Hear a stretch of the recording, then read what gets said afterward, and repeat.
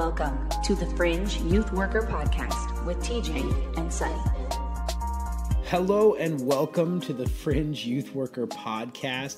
My name is TJ McConaughey, and I'm joined, as always, by my best friend and co-host, Sonny Saltalamacchia. Sonny, you are real. Hey, TJ, how you doing? I am real. That's right. Right in your living room, real. So here it is, 27 episodes in. This is the first time we've recorded a podcast live together. How are you feeling about this? I'm a little weird. You're a little weird. I am a little weird, but I'm feeling weird because you're right here. Yeah. And you're going to see all the stuff that I normally do when we record the podcast that you normally don't see. Yeah. Well, I'm glad you're wearing pants. That was the first thing. I have to wear pants. Normal, because you can't see. Chest down, you can't see. So, that would have been awkward. Luckily, our wives and kids left. But I'm excited. It's cool. It's fun. Yeah, we're going to make this I get happen. to troll you right in front of you. I know. This is going to be good. I'm excited. We're awkwardly close together. Yeah. So I don't even know where to look sometimes. Yeah, I'm just going to be looking straight ahead. I'm gonna, every time I look at you, I'm like, oh, you're so close. You're right there. I'm looking at the people watching. Normally I feel like I have a little more control because I'm in my own space. I have all my stuff, and I don't have to look at you. I can search. I feel naked with clothes on. Yeah, this is weird. I feel naked. It is weird because most podcasts are shot this way, right? Like most podcasts are two guys sitting down at a table and talking and doing this stuff, but we do ours. Just don't awkwardly look at me. I'm trying not to, okay? I'm trying not to. But we do ours. Speak to the people.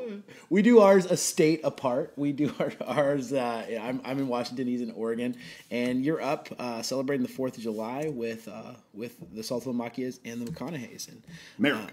Yeah, it's been a good weekend, hasn't it? Been a great week. Been a great week. Yeah. Anything else you want to say about that? Nope. Okay. All right. Well, I guess I'm done with all the chit chat. What are we doing today? Oh, that's right.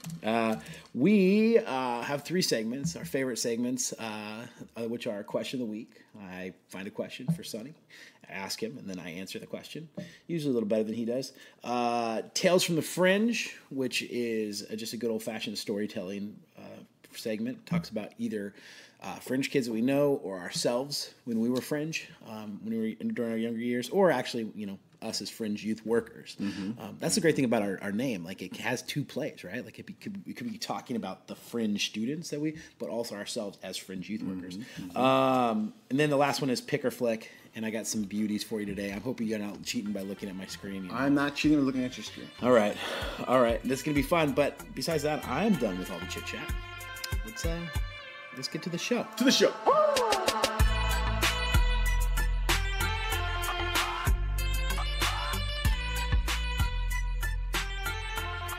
Join the conversation on Facebook and Instagram.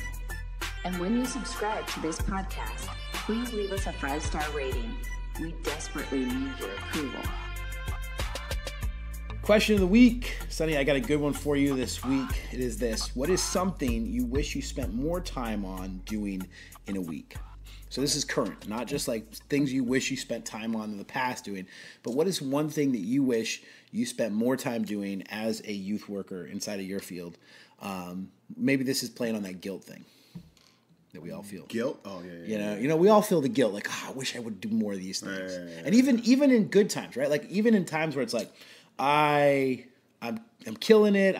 So you're answering the question then? No. I'm just saying. But this is the idea. It's like, is that even in good times you feel the guilt as a youth worker? Am I right? Yeah, of course. I would say probably honing the craft more. I find that because I do the work every day, and it's very taxing, it's very draining, it's a lot. When I'm not working, I'm still interested in the field, but I'm not curious to go and read new research. I'm not curious to go out there and find new curriculum or new state-of-the-art procedures. I'll go on Reddit and psychology. There's always lots of good stuff posted there. But as far as actually diving in and researching it more and finding best practices, I don't really do that. I think sometimes I rely maybe a little bit too much on the skills that I've honed already. And I'm very relationship-driven. And so until something comes that really trumps the relationship-driven component of doing youth work, I'm just not one to jump on board. So I would say maybe just researching the latest and greatest and just kind of honing in the skills as far as counseling skills, DBT skills, MI skills, all that kind of jazz. Do you do you ever feel like maybe you should spend more time innovating, like in that thing of like not just researching, but coming up with what the next thing is going to be at? Do you ever feel that? Well, one thing I think we all should do as youth workers is track more. I think what we don't do as a whole is track. So think about like if every kid who ever came into your programs throughout the years, you had kept data on. Data as far as like, did attendance equal better relationships at home? Did attendance equal better grades at school? Did attendance equal, kind of like quantize it, so to say? But I know that's kind of hard in faith and stuff like that. Yeah. And it's hard to do that also, in mental health. Like what are you really measuring? A lot of stuff we measure is, suicidal ideation, suicide attempts, drug use, stuff like that. But we also measure, school performance at home, stuff like that. So I don't know. I think that would be good because that would tell you if what you're doing is working or not working, I think. And then you could take that, because that's what the bigwigs do. And then they take that and they build curriculum off of that, and then they go sell it for, however much money. And not that you want to sell it, but for me, I would want to do that so I could just better track what I do and is it effective or not. Yeah, I mean, that brings up a really good point about metrics. What metrics do you trust? In youth ministry, in like the church youth ministry, it's like almost always the king is attendance. Who's attending your events? What's your attendance at this? Your mission that doesn't trip? Tell you the whole story, though. It doesn't. And every youth worker who's worth their weight knows that it doesn't tell you the whole story. However, it's often the only story that people care about. And so it's not about numbers, but what are your numbers? Yes, it is true. Well, and here's the other thing is it is kind of about numbers because it's all about numbers. Nobody wants to be the youth pastor of a dying church, a dying ministry. And so yes, there is value in metrics, but there's a value beyond that metric, And that's what's sometimes hard to like measure. Like, how do you measure that? Because really, are you working towards the 16-year-old life change, or when he's 25 and you built that foundation up, then that life change? So when do you turn in the numbers of the metrics that you're measuring? I think you're exactly right. I think that's a huge ongoing discussion with youth pastors right now. Is that are we building this so that they don't leave the church when they're done, which seems to be one of the biggest problems. In fact, one of the podcasts that's on our network is a podcast called Why We Left. Why We Stayed. It's exactly right. Because it may turn into Why We Left after they work with us for a while. That's right. Yeah, Why We Left the podcast network. But Why We Stayed, which kind of takes the positive, because we, as youth workers, we spend so much time on this question of why are students leaving the church after youth ministry. But that takes the positive approach and looks at why we stayed. So I think metrics is a really interesting question. I don't think I've figured all this stuff out. I think that it's good to have a good ratio between kids who are actually core discipleship kids and kids who are on the fringe and crowd kids. I call them. They're there because someone's there, but they're not there for the right reasons. But you gotta have both, right? Yeah. Jesus actually ministered to both. That's one of the things I always see in the gospel is that he knows that a lot of people there are there for like a magic show, but he continues to minister to them, and you see this kind of happening over his career. He still feeds them. Why does he? Do you think after Jesus lowered the paralyzed guy through the roof, he turned to those people who were on the crowd and said, "Are you not entertained? Are you not entertained by what I just did?" That's right. What? As if the wine wasn't enough. I just did this. I like to picture like the disciples as his hype crew. Every time Jesus does something, they jump in. Oh! Like Matthew was Flavor Flav. Like that YouTube video of Super Hot Fire. What they're talking about. Interesting stuff there. I think for me on this one, if I was going to say what I wish I spend more time doing, this is one I've circled. I want to spend more time developing volunteers. This is probably something that you don't deal with a whole lot in your field, but in youth ministry, interns, not volunteers. In youth ministry, I mean, volunteers are the lifeblood of your ministry, and the more volunteers and the more quality volunteers you have, the better off you actually are. Your ministry can grow better. It just increases the walls and the ceiling and how big your growth can be. So, I wish I spent more time. And this is something I'm trying to do. The last few years for me, Sonny, have been transitioning from kind of like a small church mentality of, I'm the guy, I'm hanging out with the students, I'm hanging out with the leaders, I'm also trying to communicate to the parents, trying to do all the things, to the guy who's training the guys, training the volunteers to do that. And I think it's a more biblical model in the context because you're actually equipping the saints to do the work of the ministry. It's hard to give things away, first of all. It's hard to feel so removed from students. And that's the one I've had hard trouble because I keep taking more student meetings than I take volunteer meetings. Not that I'm not like I'm saying no to any volunteer meetings. Sure. I'm just not making volunteer meetings, and students are always coming to me wanting to meet, and so I don't say no to them, and I don't plan the ones with the volunteers as much. And so one of the things I'd like to change going forward is really spending a lot of time developing, meeting with volunteers, making these people, that's a weird way to say it, but making my volunteers the rock stars of my ministry. And that's, I think it's hard, especially when you are a youth. Like if you were like a business-focused person, it'd be kind of easy because you're just scaling the business. But because you're a youth-centered person, you want to be working with youth. That's where you just love getting your hands dirty. And that's where I'm at too. Yeah. I was listening to a podcast recently, and it was talking about, from a business perspective, I think it's applicable here, is you start out working in your business. So you start out doing all the work yourself, but a good business to thrive, you have to start working on your business. So instead of working inside of it, you work on it and you get people to do all this other stuff for you, and then you can help scale it and grow it bigger and kind of clone yourself, so to say. And I think that's hard. I'm doing the same thing. I have 3 counselors now who are I'm in charge of. Then I have interns coming in, and they're the ones who are having those great relationships. They're the ones who are getting the phone calls. They're the ones who are going to the schools a lot. Yeah. And I'm kind of sitting back going, I'll just do this paperwork over here and schedule your next meeting for you. And I'm just like, man, I want to be in that. But at the same time, how cool is it to give somebody else those opportunities to have those wins and those success stories that we have experienced over the years, you know? It's a different job, isn't it? I mean, you become a manager. And I think The Office does a really great case study of this. Like you remember when Jim becomes the manager? And after the end of the day, he's like, I don't want this. Yeah, I don't want this. And he becomes a jerk. Like he starts to do the whole birthday cake thing and stuff. Yeah, he can't. Yeah, I think guys who last and have legs in youth ministry can make this transition. And that's what I'm working on. And I think if you take your passion for working with youth, and that's your motivation for working with other people, then it becomes easy because then you're helping others help the youth that you want to help, but you're able to do it. I mean, that's what Jesus did. He couldn't be with everybody. Absolutely. So we had other people do the work for him. Yep. And that's what we're doing. I mean, the Master Plan of Evangelism, great book. Yeah. It's been kind of a standard of what this idea of multiplying is. It's actually a great business book if you're into that stuff. But I think you're exactly right. And I think it's so important to reproduce. I think it's very important to reproduce. It's very important to reproduce. Hey, if you heard nothing else here on the Fringe Youth Worker Podcast, it's very important to reproduce. Very important. Wasn't that the first thing? Yeah. Be fruitful and multiply. Yeah. It was like, hey, do it.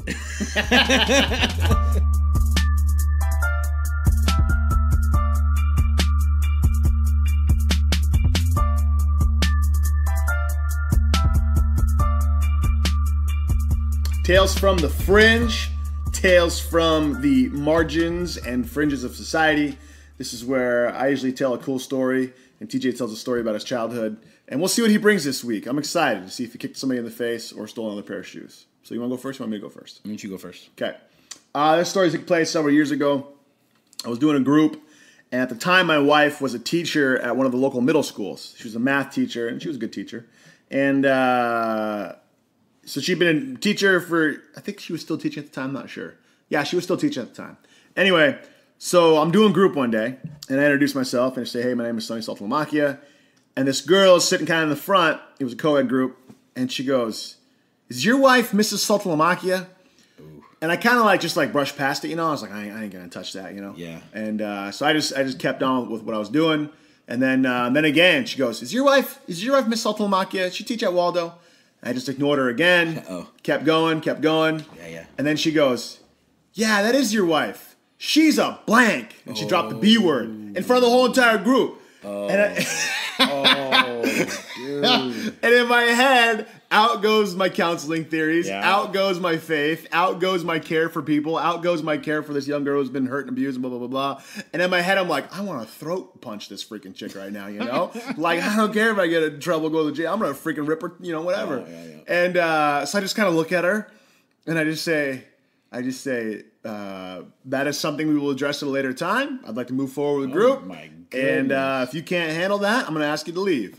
And she goes, you're going to ask me to leave because I called your wife a blank? Oh. and this is in the middle of the group. And so all these kids are like, yeah, what are you going to do, bro? What are you going to do? What are you going to do? And at this point, I'm just just took a deep breath. And I was like, again, I'm going to ask you if you can stay. Say another word. Don't say another word. But if you need to leave, you need to leave. And then she just kind of laughed at me because she got me. I mean, she knew she got me. And then I, ended up finishing the group. And then, and I was young in the counseling field and stuff. So I went and told my direct supervisor, I said, I cannot work with this girl. I'm going to freaking kill her. Yeah. And she goes, you have to. There's nobody else to transfer it to. So I ended up having to work with her. What? And, it was awkward. And I never brought it up again. Yeah. And my thought was, I'm just going to plow through it because they teach you a roll with resistance. Like, kids want something to fight, especially kids who've been hurt and abused and neglected. I had a kid tell me the other day, everybody who comes, what did he say? He said, everybody who I get close to leaves me. Wow. And so it's like these kids who have been pushed away, there's defenses for them. And so I just kind of trusted that theory and concept and kept loving on her and eventually she ended up apologizing for it down the road, which was cool, but it was like definitely taxing and hard and difficult to manage my own emotions to get through it and stuff, And so I think it's like one of those lessons where it's easy to explain in theory. Kids are hurt, kids are abused, kids will throw out jabs. Yeah. But in the moment when your emotions are involved, and like they can make fun of me all they want, but when you start making fun of my wife or my kids, dude, then it's on, I'm kind of an old school guy. And so, that was hard. But the lesson is that later on, she apologized because I loved her through it and stuff. So it was cool. That is good. I'm proud of you, Sonny. I have no idea. Like I have a couple. I have so many questions, but I'm gonna try to just get down to two of them. Okay. When it comes to kids like this, they know how to find buttons. Oh yeah. Exactly. And as soon as they find a button, they're gonna keep smashing. They're gonna keep. They're pushing. Button mashers. Yeah. And I know that because I'm one of those people, and you know that because you find that little spot in the armor. You just pick at it. You just keep picking at it. Just pick. And she had you. Oh yeah. And she had me on the ropes. You're in a moment here where you're super vulnerable. Big time. Like in the moment in front of other kids, You could lose your job. Yeah, that's what I'm saying, bro. This is a risky situation. Yeah. I'm so happy that you. That was intense. Yeah, I'm sure you told Rachel a very different story. No, I told her this. I poked her in the eyes. Don't worry, babe. I defended your honor. Yeah, no, I lost my job, but you know what? No one's gonna call you that. But then how much of it's like emotional control is everything, especially when you work with fringe kids. Yes, they're gonna test you, but it's because everybody they get close to leaves them, and so it's like that's why they're testing you. And if you fight through that, man, you can have some of the best relationships you've ever had with the kids. That's awesome. That's awesome. Well, good for you, Sonny. My story comes from when I was an intern. When I got taken on as an intern at my first church, I was still very new to the faith. Like, within 3 years of becoming a Christian. And so, but I got crazy saved, like just, black and white lifestyle change, everything. But there was still a lot of... Is there a difference between crazy saved and saved? There's like church kid saved. just like eight summers in a row? Yeah, you gotta, the ones that are just keep on raising their hand for salvation experiences. Yeah. No, but like for me, because my life was so fringe, that when I came to Jesus, like it changed everything. Like there was a very real click on moment of like, my life is different. I'm different. I have different people. I have different friends. I have different situations I'm going to be involved in. Didn't mean I didn't make mistakes, but I wasn't making some of the mistakes that were huge in my life. Yeah. However, and I think a lot of people knew this about me, especially in my younger years of being a Christian, is I still had a lot of world in me. Let's just say it that way. And so I got this internship. And the only reason I kind of got it was because there was a brand new youth pastor at our church. And he was really straight-laced dude. Really, really straight-laced dude. So he needed you to get to the people. Yeah. I don't know if he needed me to give to the people. I think he just gave me an opportunity because he was new and he didn't know my reputation. And so... he gave me an opportunity to be the intern, the summer intern at the church, and this was a big opportunity for me. And most of it, I didn't. What's the word here? Squander it. Mm-hmm. Like I did a good job, but I also am one of the people who finds buttons and pushes them, right? And Phil really had a thing for like his office and his computer and like everything needs to be in the same spot and that's just not me, right? That's not me. Yeah. And so Phil back in the day, computers didn't really have like passwords on them. Like most people didn't put like a password on their computer. It was just you dial it up, you turn it on, and there it is, right? And this is like Windows XE or Windows XP or something like that. And so I went onto his computer one day when he wasn't there, and I changed his home page. Now, nowadays, when you open up like your Safari browser, it usually opens up to what you were last on. Yeah. But back in the day, it always opened up to the same place, like usually like a Google search engine or something you would have saved as your homepage. And so I changed his to a website called RateMyPoo.com. I'm very familiar with RateMyPoo.com. And I'm not endorsing it. Don't go there. What is RateMyPoo.com, TJ? It's people who take pictures of the poo and you rate them. And then it gives you another picture of a poo to rate. And you're trying to get the best rating for your poo. It's gross. Have you ever submitted something to Rate My Poo? No. I haven't gone there. I have rated a few poos though. And so I thought it was a hilarious joke. Like I thought I got him, It's kind of a funny thing. However, the next meeting he had was with a parent, and he wanted to show them where we were going for camp, and he opened his computer up, turned on his web browser. A big old poo was right there. Phil. Oh man, I don't think Phil listens to the show, but I'm sorry, Phil.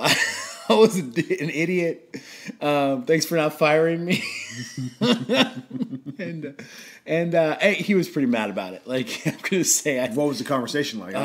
It was stern. I mean, he didn't yell. He was a good enough man not to yell, but he let me know the severity of that and what that meant to his reputation, and that I was not to do anything like that again, or that would be my last day as an intern. And to his credit again, he stuck with me through the Rate My Poo experience. But man, to this day, I mean, and even this is how much of a button pusher I am. I would give anything to just see the reaction on his face. Yeah. When he saw the poo. So did the kid's mom see the poo? Yeah. Everybody see that? He was dialing it up to show her the camp thing. So okay. Saw the poo, and I don't know what the conversation was. I wish I knew. I wish I have all sorts. You need to track down the mom and the kid and find out what the reaction was. Yeah. Nothing to see here. Stupid kids there. I must have get on a computer.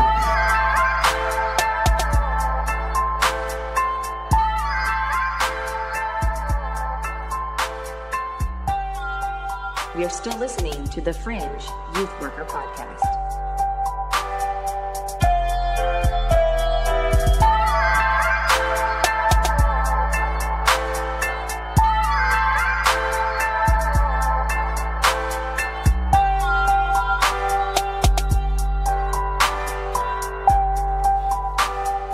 Pick or Flick is a topical time where we introduce a topic and Sonny and I decide if we're going to pick it or flick it. Some debate, some discussion, some agreement. But these are the topics of our day, so we're going to jump right in.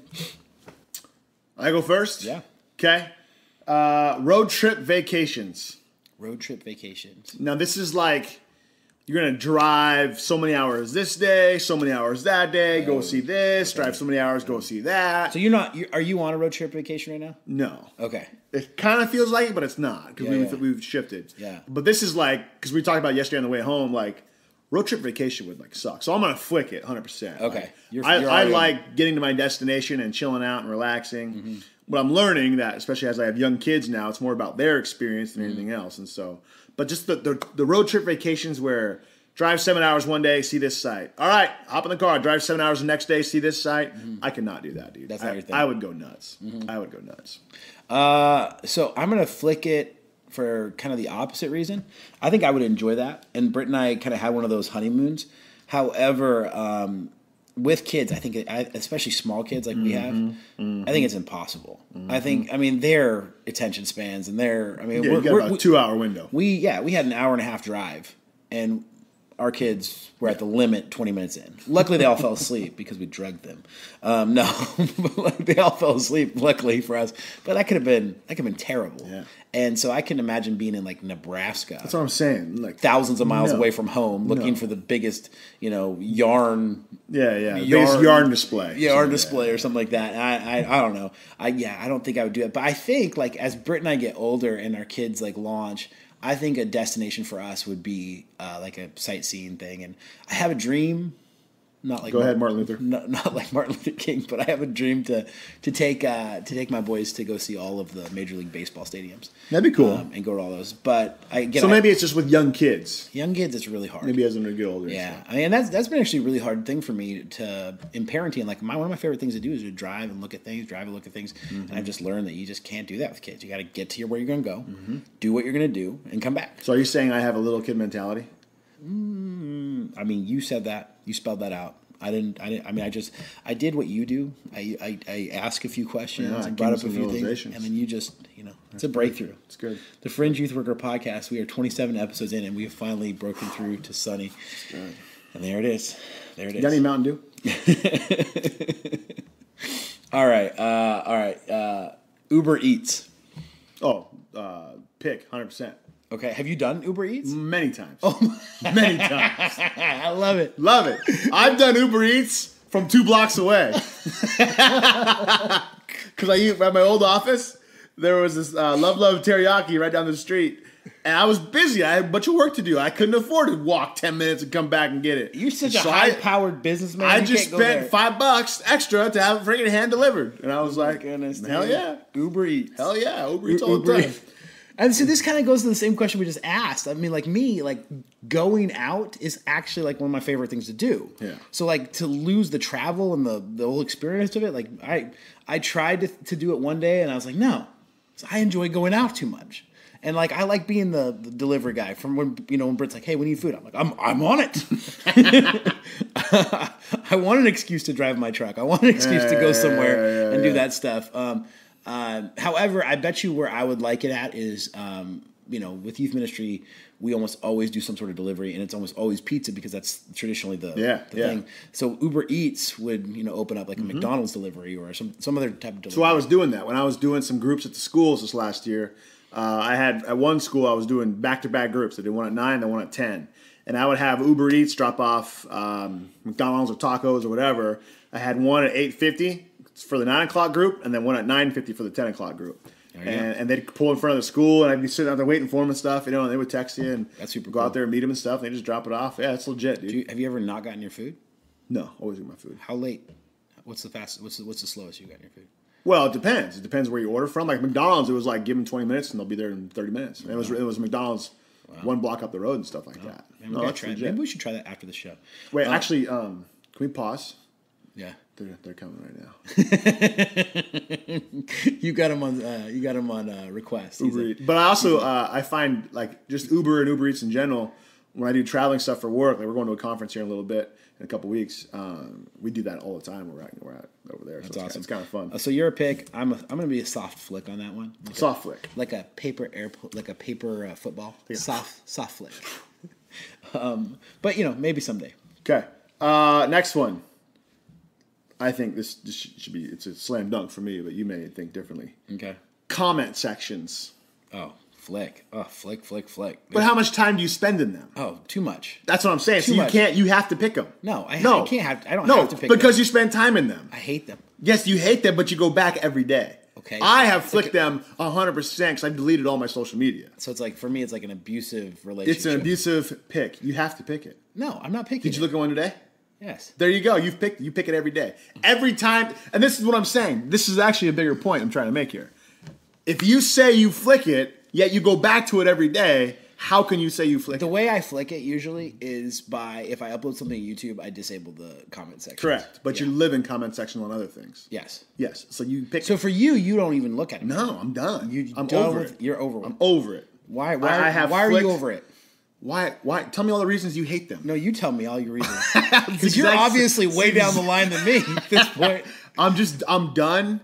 I'm done reading something online by a random person or somebody I barely know, and then having it affect me in my normal day-to-day life or interactions with my kids, where I'm saying, hold on, son, I'm responding back to freaking idiot Joe down in Nebraska about something that's not going to change his mind. Sorry, Nebraska. Sorry, idiot Joe in Nebraska. We're sorry. We diss Nebraska too much. Go Cornhuskers. Go Cornhuskers. I hate them, though. But you know what I'm saying? So it affects not only your time with your family, but your emotional capacity with your family. Or you're at work and you're on a break and you're checking something real quick, and then you get all pissed off or irritated, like, that person's an idiot. And then you say something, and then they say something back, and then it literally will affect your mood. So somebody who's has nothing to do with your life will affect your mood, therefore affecting the people who are in your life. And tell me how many times your opinion of something has actually changed from a comment section. It has no edifying principles whatsoever to your life. My opinion changes constantly on comment section, but it's mostly about how depraved human beings are. You didn't already know that, though? No, it just keeps getting deeper and deeper. Like it's like, oh, okay, now, all right, we're in the end times. It's happening. Where's Jesus? Oh man, I've been thinking a lot about what I need in my life, and what I don't need in my life, and trying to trim the fat, so to say. And I don't need it, man. But bro, isn't it dopamine? Isn't it dopamine? Like, isn't the arguments you get in online? Isn't that like a little? Not dopamine, but yeah, I mean, isn't it like, I'm offended? Okay, I type. Sure, got my dopamine hit. Well, I think shut it down. Twofold. I think information is, we love information, and we also love to give information. So I think in the comment section you have both. You have people who are like going there to find out what other people are saying, but also to I'm going to bless you with my wisdom. Hold on, 167 previous people. I have now entered the chat room. Like, that'd be a funny bit, dude, to like post a video about that. And it's just like, come on, dude, really? Like, and the people I love the most are the ones who like go into the comments, when I was reading them, go into the comment section and type like a freaking essay with like spaces and paragraphs and introductory statements. It's like, you stupid. You think people are actually reading this? Yeah. Like, as soon as they see more, I'm seeing more comments. I ain't reading that. Like, dummy. So like, dude, I'm done. Look, I'm getting worked up right now. I know. I'm just done, bro. My favorite thing about it right now is, usually it's my job to come up with topics that are get you worked up. But you went there. I'm a passionate guy. You went there today. I'm passionate. I'm gonna flick it too, but I also you can't flick it. Okay. You have to pick it. Okay, I will pick it because it's an abusive relationship for me. It is. But hey, really quick story. Britt posted something to a youth pastor forum. Recently, and it was Britt, your wife. Yes, she created this meme. Not like the Brit that we have, like some friend from England. No. The Brit. The Brit. No. Britt, my wife, posted something to a forum, and it was a picture of Bernie Sanders, and it was a meme, and she had the top said, when the kid who's on full scholarship shows up with $50 for the camp store the day of, and then the bottom part said, free camp for everyone, play on Bernie Sanders and all that stuff. And I thought it was legitimately funny. Yeah, because every youth worker, youth pastor, I mean, me and you work with fringe kids for a living. We love them. I scholarship kids all the time. And our whole heart is, let's get them to camp. Get them to camp.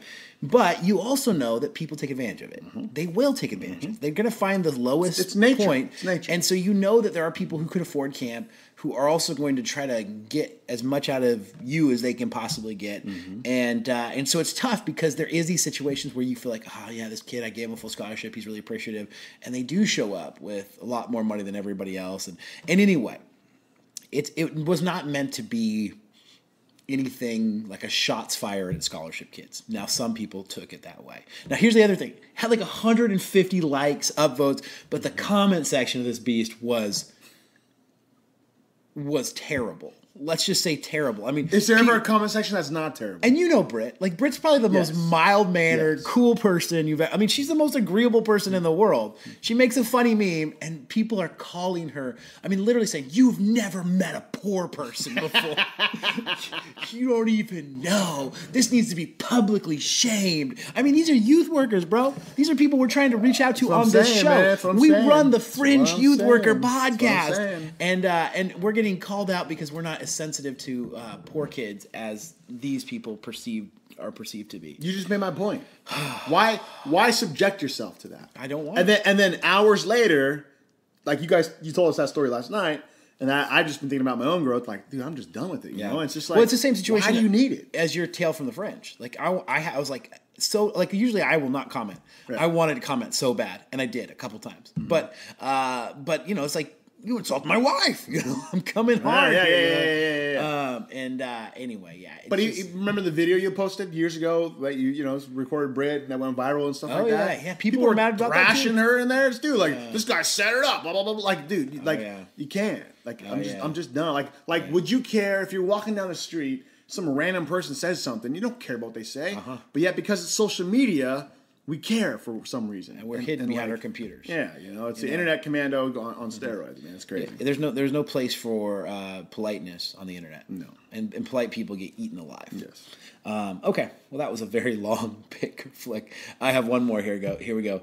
Toy Story 4. Now here's a spoiler alert. If you haven't seen Toy Story, shut the podcast off here. Come back to it later.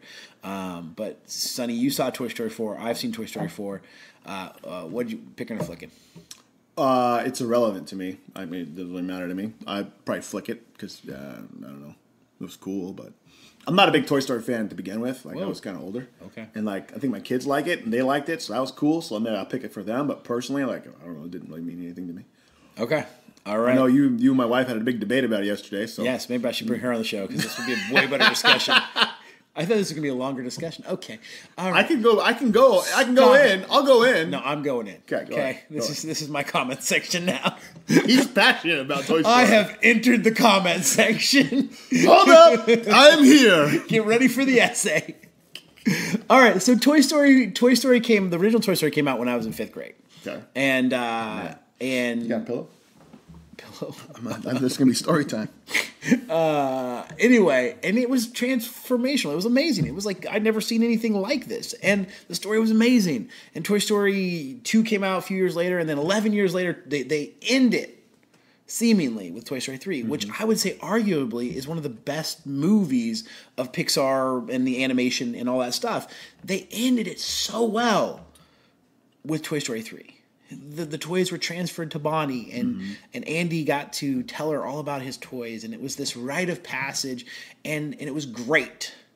Then Toy Story 4 comes out, and Toy Story 4 is not a bad movie. I'm going to give it a B+. But because it wrecks the end of Toy Story 3, which is one of the best ever, like I don't like it. I don't like it at all. A couple things that are wrong with the movie.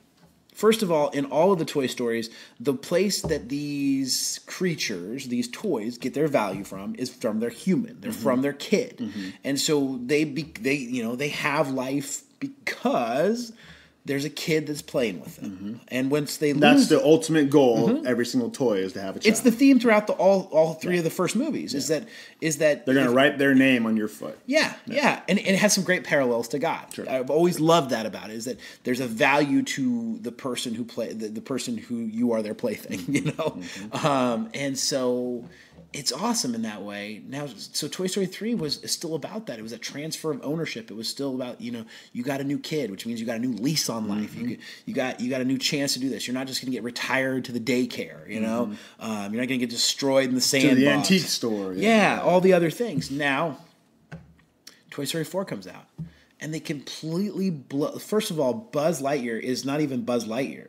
There's no character developed from him. He seems like he's just an idiot. Like he lost his brain somewhere along the line. And he's just pushing his button. What am I doing now? What am I doing now?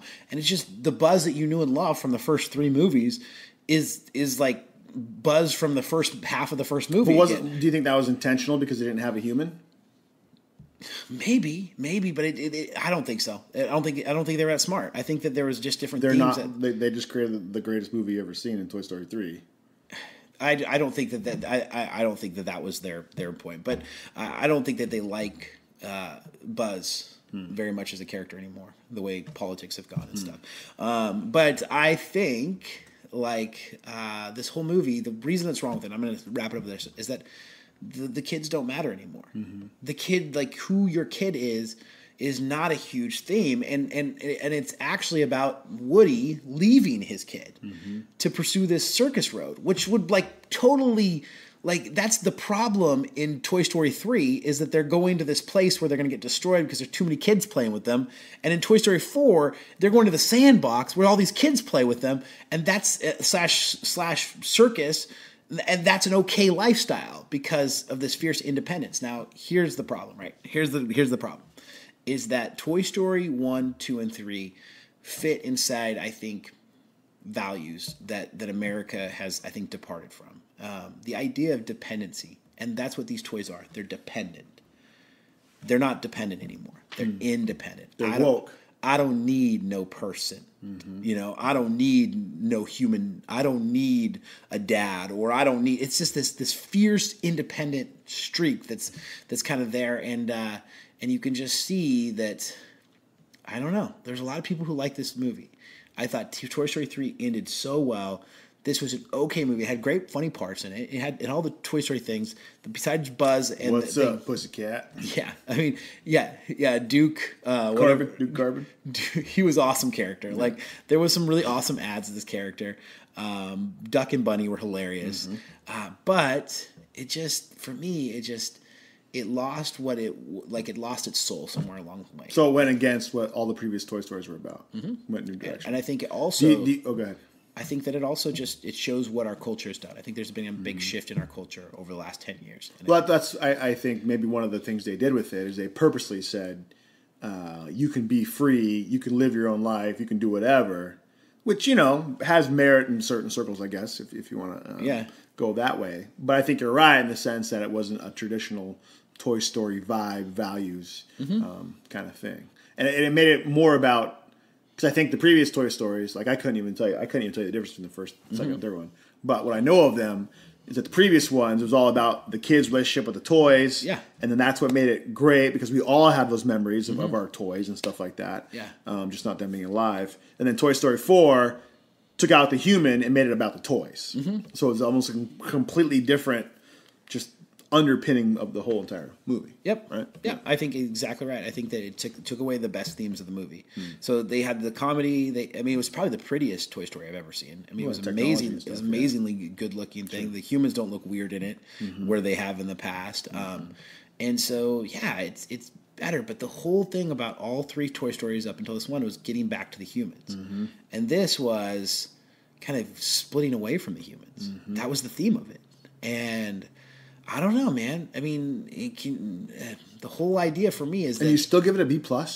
Well, I give it a B+ because, first of all, it's first-rate animation. Yeah. Amazing animation. It has hilarious parts in it, so you'll be entertained the whole time you watch it. It does have Buzz and Woody, and it has all the guys you like. Bo Peep's a better character in this one than she has been in the past. And in that way, like, if my kids put it on repeat and watch it a bunch of times, I'm going to be totally okay with it. But the other Toy Stories were all A+.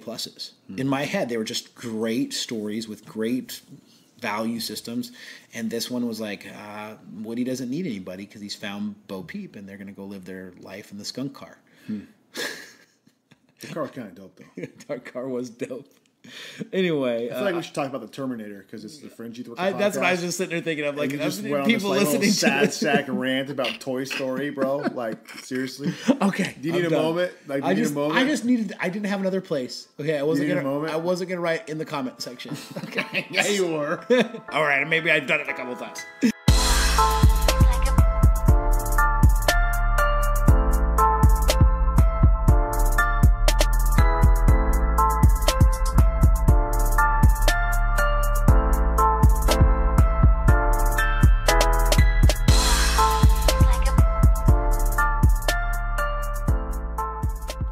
Wherever you are, we hope that you had a great time on the 4th of July. We hope that it was sunny and that it was just an awesome time. We'll be back next week. We are the Fringe Youth Worker Podcast, which is the part of the Youth Ministry Podcast Network. Again, this is the Fringe Youth Worker Podcast.